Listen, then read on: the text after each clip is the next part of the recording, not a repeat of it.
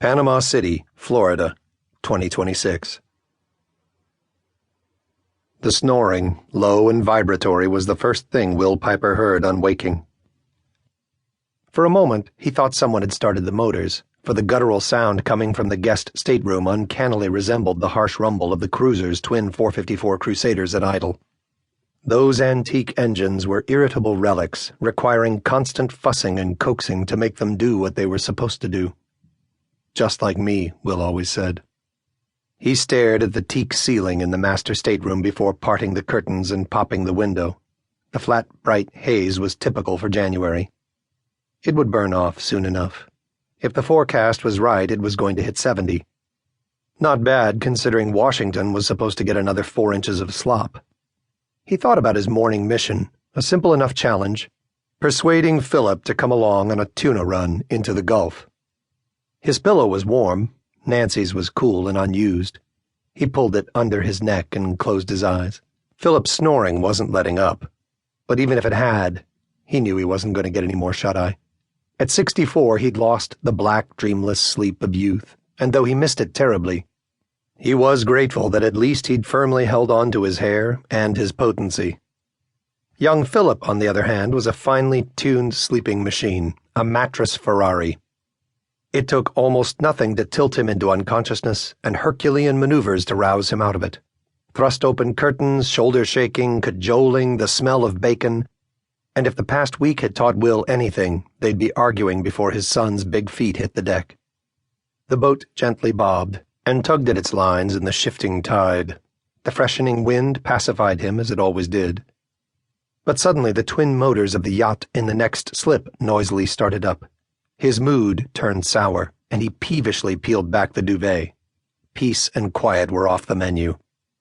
Then he remembered that his neighbor was out of town. Who the hell was monkeying with Ben's boat? He bounded topside to investigate. His wardrobe varied little from day to day, swim trunks with or without a t-shirt, today without. On deck, he scratched his hairy chest like the big primate he was and squinted, adjusting his eyes to the daylight. His skin was bronzed and sun-baked, with an amusing swath of whiteness from waist to thighs. He still looked fit with a flat enough stomach and large, bulky shoulders. Though he hadn't jogged or worked out in years, he ran up and down keeping the old boat afloat, and that probably did the trick. But if genes had anything to do with it, he wouldn't know.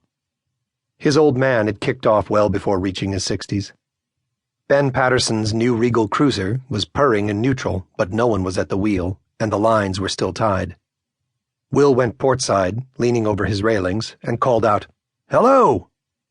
2 blonde heads and plenty of bare flesh emerged from the Regal's salon. He quickly smoothed his sandy gray hair with a finger comb. "Hi there," one of the blondes called out. They were in their 30s, he reckoned, a good decade. They quickly introduced themselves. One was Ben's sister, Margie, from Cape Cod, and the other one, Megan, was her best friend. Megan was a looker. "What's your name?" Megan asked. "I'm Will. You girls heading out?" "You bet," Margie said. "We couldn't take the winter anymore. Ben's a sweetheart to let us come down and use the boat for the week. Got to enjoy life while it lasts. That's what everyone says. Want to come along?" "Love to, but I can't. My son's asleep." "How old is he?" 15 and change. "Great age." "Think so?" Will asked. "I'd say the 2 of you are a great age." Megan wagged her finger at him, the universal bad boy sign.